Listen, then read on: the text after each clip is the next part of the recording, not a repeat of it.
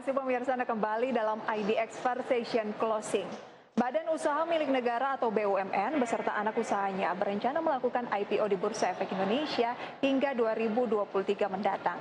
Adapun pemirsa, target tersebut diupayakan dapat meningkatkan likuiditas pasar modal dan menciptakan kemandirian bagi perseroan. Bursa Efek Indonesia menilai aksi penawaran umum perdana yang dilakukan oleh Badan Usaha Milik Negara mendapatkan respons yang positif dari investor. Hal ini tercermin dari aktivitas transaksi di saham-saham emiten pelat merah tersebut. Berdasarkan data Bursa Efek Indonesia, sepanjang kuartal 1 sampai kuartal 3 tahun lalu, sebesar 36,13% nilai transaksi saham di Bursa Efek Indonesia berasal dari transaksi jual beli saham perusahaan BUMN dan anak usaha BUMN.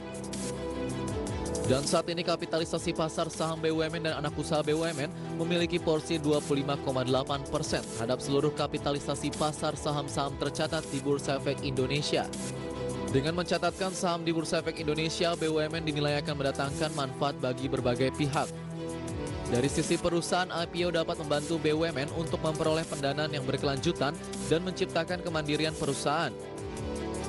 Selain itu, bagi pasar modal sendiri, IPO BUMN juga dapat meningkatkan likuiditas pasar modal dan menambah opsi sarana investasi bagi para investor.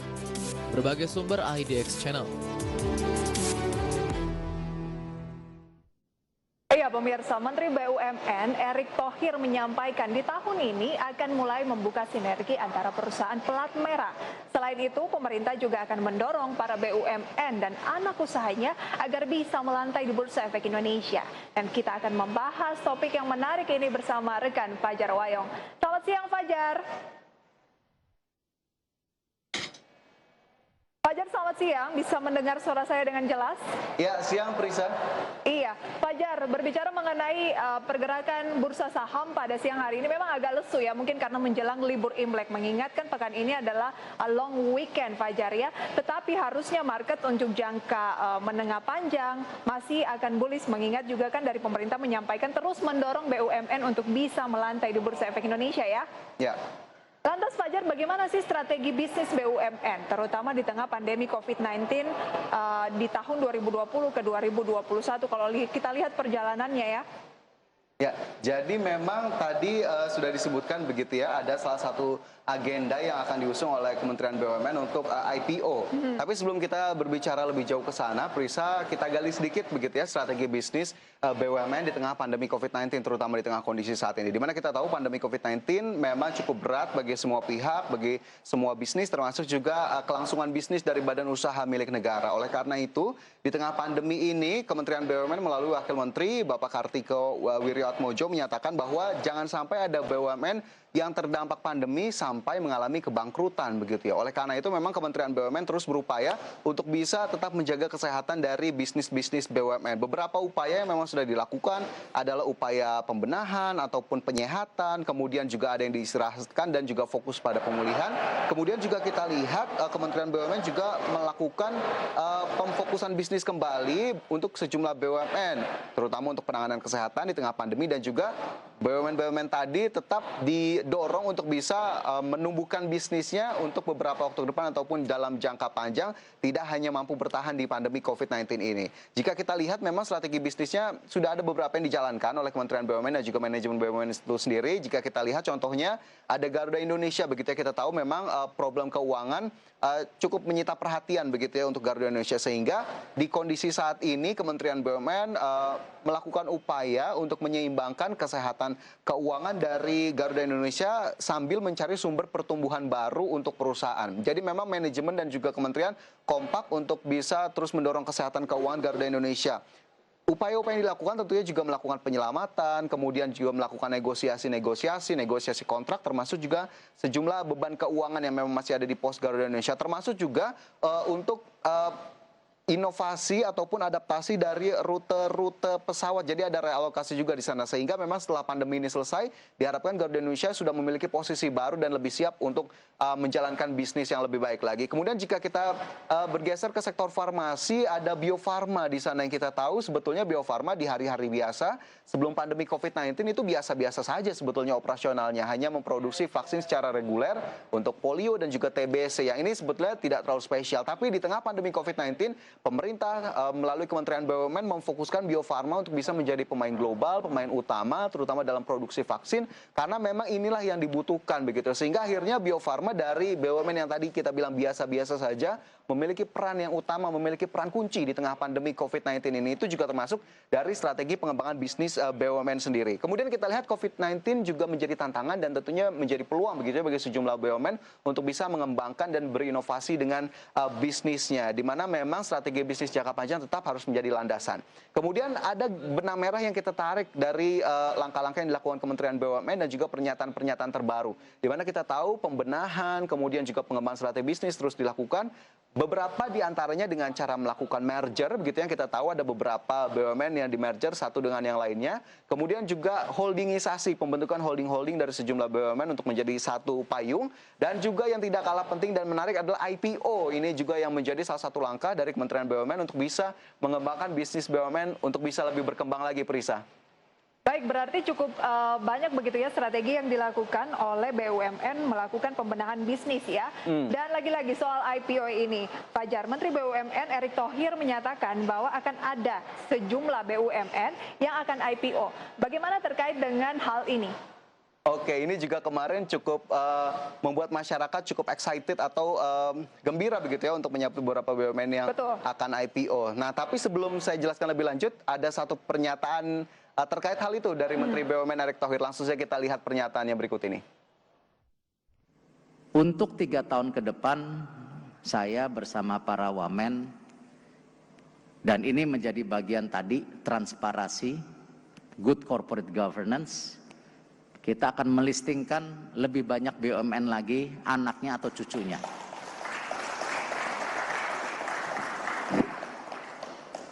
Di pipeline, saya nggak mau bilang angka fixnya, nanti dicari-cari. Tapi ada 8 sampai 12 yang...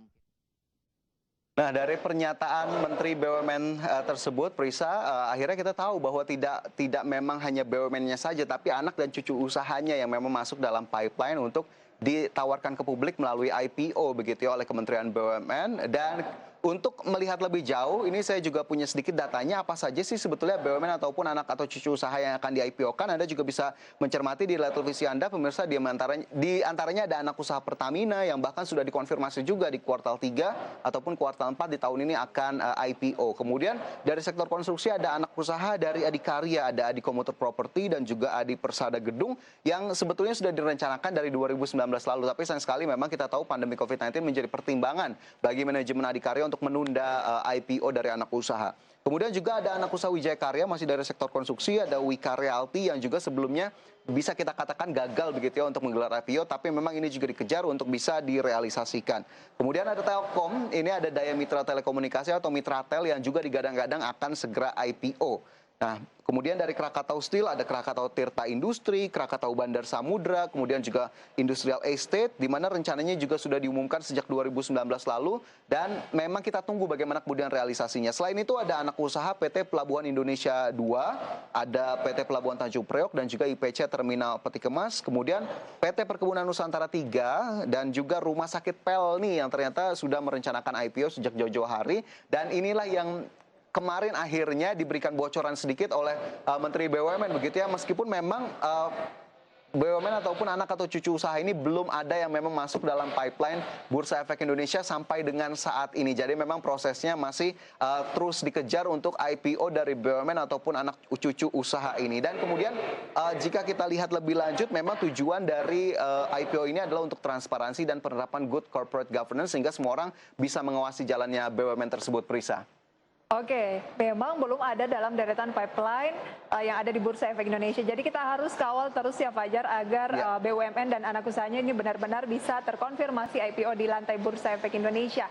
Betul. Baik, Fajar, tadi kamu menyatakan bahwa banyak sekali investor yang excited dengan informasi ini, apalagi dengan disampaikannya langsung oleh Menteri BUMN ya, ada rencana dari sejumlah BUMN untuk IPO atau melantai di Bursa Efek Indonesia. Tapi lebih jauh, Fajar, apa sebenarnya yang menarik dari agenda IPO BUMN tersebut? Nah, yang menarik, Prisa, dari agenda IPO BUMN yang sudah disebutkan ini, bahwa Kementerian BUMN menyatakan dan bahkan menjamin tidak main-main untuk melakukan IPO ini. Karena memang hanya saham-saham atau perusahaan-perusahaan BUMN yang berfundamental bagus saja yang nantinya akan ditawarkan kepada publik. Kemudian juga kementerian atau pemerintah memandang saham-saham BUMN ini cukup layak untuk dikoleksi oleh investor begitu ya, karena kita tahu bahkan dari pernyataan Bursa Efek Indonesia saja menyebut beberapa BUMN yang memang sudah IPO dominan atau mayoritas diantaranya memiliki kinerja yang baik begitu ya. Bahkan ada 5 BUMN dengan market caps terbesar di Bursa Efek Indonesia. Sehingga memang tentunya yang menarik dari hal ini adalah untuk investor, berarti Anda harus siap-siap untuk menyambut IPO ini karena memang akan ada lebih banyak pilihan. Apakah kemudian sektornya cukup menarik untuk Anda atau usaha-usaha dari BUMN ataupun anak cucu usaha ini juga termasuk masuk dalam karakter atau risiko atau profil investasi Anda. Sehingga memang inilah yang tentunya sangat menarik untuk dinantikan, Prisa. Baik, selain IPO sejumlah BUMN, adakah agenda lain terkait pengembangan bisnis BUMN juga yang bisa menjadi perhatian? Oke, selain IPO begitu tadi sebetulnya sudah saya sedikit bocoran begitu terkait dengan IPO, merger, kemudian juga holdingisasi yang memang terus dilakukan oleh Kementerian BUMN dan juga pemerintah untuk kemudian mengembangkan bisnis BUMN. Di mana saya ingin spesifikkan ke holding begitu ya dan juga merger. Untuk merger kemarin kita tahu ada Bank Syariah Indonesia begitu ya yang merupakan gabungan dari Bank Syariah Mandiri, kemudian juga BRI Syariah dan juga BNI Syariah, dan ini juga cukup mengambil perhatian masyarakat begitu ya karena ini menjadi bank syariah terbesar begitu disebut-sebut di Indonesia. Kemudian dari sisi holding kita lihat sejumlah holding memang sudah dibentuk sebetulnya oleh Kementerian BUMN dari beberapa tahun lalu. Lagi-lagi memang ini untuk kepentingan bisnis BUMN dan juga untuk bisa menjaga industrinya tetap sehat. Ada holding pertambangan yang sudah dibikin dengan nama Main ID, isinya ada Inalum, kemudian Antam, PT Bukit Asam, Timah dan juga Freeport Indonesia dan juga Vale Indonesia. Kemudian holding lainnya juga sudah dibentuk adalah holding migas antara PGN dan juga Pertamina. Kemudian holding farmasi, holding rumah sakit. Nah ini juga yang memang masih terus digodok oleh pemerintah ataupun Kementerian BUMN. Kemudian juga ada klasterisasi dari BUMN itu sendiri, ada klaster pangan yang diketuai oleh RNI, salah satu BUMN di sektor pangan. Dan juga saat ini yang memang sedang diperbincangkan dan memang kemarin juga banyak diberitakan begitu terkait holding ultramikro yang memang saat ini tengah masuk dalam proses pembentukan ataupun pendirian, di mana anggota dari holding ultramikro ini sendiri adalah BUMN-BUMN yang fokus pada pembiayaan, Prisa. Jadi holding juga cukup menarik kita lihat. Baik, berarti banyak sekali memang upaya-upaya ya ataupun skema-skema yang dilakukan oleh pemerintah bagaimana agar BUMN ini kinerjanya bisa jauh lebih baik dan kalaupun IPO juga liquid dan menarik untuk dijadikan alternatif investasi saham ya. Nah, betul. Yang terbaru Fajar adalah terkait informasi holding ultramikro. Tampaknya nih ada BRI, kemudian juga PT Pegadaian, tapi mungkin Fajar bisa jelaskan lebih jauh sebenarnya siapa saja yang masuk dalam holding ini dan skema pendirian holding ini sendiri seperti apa? Oke, Prisa, jadi terkait dengan holding ultramikro, pemirsa dapat Anda cermati juga di grafis yang sudah kami persiapkan, di mana anggota dari holding ultramikro ini sendiri ada Bank Rakyat Indonesia atau BBRI, begitu ya kita tahu, kemudian Pegadaian Persero, dan juga Permodalan Nasional Madani atau PNM. Di mana nanti BRI akan menjadi induk dari holding ultramikro ini. Tapi sebetulnya apa tujuan dari pembentukan holding ultramikro ini, Prisa? Jika kita lihat lebih lanjut dan dari pernyataan pemerintah, holding ultramikro didirikan dengan tujuan untuk menciptakan efisiensi dari biaya dana atau cost of fund di antara ketiga BUMN yang terlibat. Kemudian tujuan yang kedua adalah sinergi jaringan, sehingga perluasan bisnis dapat dilakukan dengan biaya atau cost yang tentunya lebih murah. Kemudian yang ketiga adalah menghasilkan sinergi digitalisasi dan platform pemberdayaan pelaku usaha kecil di Indonesia. Jadi memang kita tahu holding ultramikro ini fokus sekali, spesifik sekali untuk mengembangkan bisnis dari pelaku usaha mikro di Indonesia. Karena banyak sekali, bahkan hampir lebih dari 20 juta begitu ya dari 60 juta pelaku UMKM di Indonesia belum tersentuh oleh lembaga institusi keuangan resmi, sehingga ini yang juga menjadi catatan untuk pemerintah untuk mendirikan holding ultra mikro ini. Jadi informasinya juga dapat Anda perhatikan pemirsa, tadi anggota holding dan juga tujuan. Sementara tadi yang Prisa juga tanyakan adalah bagaimana sih sebetulnya skema pendirian dari holding ultra mikro ini. Sedikit yang bisa juga saya jabarkan dan saya highlight begitu ya dari pendirian holding ultramikro ini adalah melalui proses right issue dari Bank Rakyat Indonesia ataupun BRI, di mana prosesnya secara sederhana yang pertama adalah right issue dilakukan BRI setelah mendapat arahan dari Komite Privatisasi dan juga rekomendasi dari Menteri Keuangan serta berkonsultasi dengan DPR. Kemudian yang kedua adalah seluruh saham seri B milik pemerintah atau milik negara di Pegadaian dan juga di Permodalan Nasional Madani atau PNM akan disetor ke BRI dalam rangka partisipasi pemerintah dalam right issue yang tadi diusung oleh Bank Rakyat Indonesia ataupun BRI. Kemudian setelah transaksi right issue, BRI akan memiliki seluruh saham seri B atau saham pemerintah di Pegadaian dan juga PNM. Sedangkan pemerintah memiliki satu saham seri A Dwi Warna di Pegadaian dan juga di PNM. Jadi memang skema right issue lah yang diusung untuk kemudian menyukseskan pendirian dari holding ultra mikro ini. Tapi kita lihat nanti nilai transaksinya memang ditunggu begitu ya, nanti bagaimana kemudian right issue yang dilakukan, kemudian bagaimana kelancaran dari proses holding ultra mikro ini, meskipun kita tahu prosesnya pasti tidak akan singkat, tidak akan mulus-mulus saja, pasti akan ada beberapa hal yang tentunya dicermati. Tapi kita harapkan memang prosesnya bisa berjalan dengan lancar terkait pembentukan holding ultra mikro ini, Prisa. Baik, Fajar tadi baru saja menyampaikan bahwa prosesnya mungkin tidak akan semudah itu, kemudian tidak akan terlalu cepat, tetapi memang butuh proses yang harus teliti lah begitu. Tapi berbicara mengenai proses yang tidak mudah dan butuh waktu, kalau di balik itu ada manfaat yang bisa kita peroleh lebih luas lagi, mohon dijelaskan nih Fajar, dari pendirian holding ultramikro ini, baik bagi anggota holding maupun juga masyarakat secara simpel begitu ya, sebenarnya manfaatnya apa sih? Oke, jadi memang bisa saya sampaikan secara sederhana ataupun singkat, ada beberapa manfaat yang diperoleh begitu ya. Jika kita lihat dari anggota holding sendiri, kita tahu BRI memiliki outlet yang sangat luas, jaringan yang sangat luas, dan ini tentunya bisa dimanfaatkan oleh anggota holding yang lainnya. Nah, untuk Pegadaian sendiri bisa saya sebutkan beberapa diantaranya adalah menghemat biaya operasional hingga 400 miliar rupiah per tahun, ini dinyatakan oleh manajemen Pegadaian sendiri setelah memang holding ini terbentuk.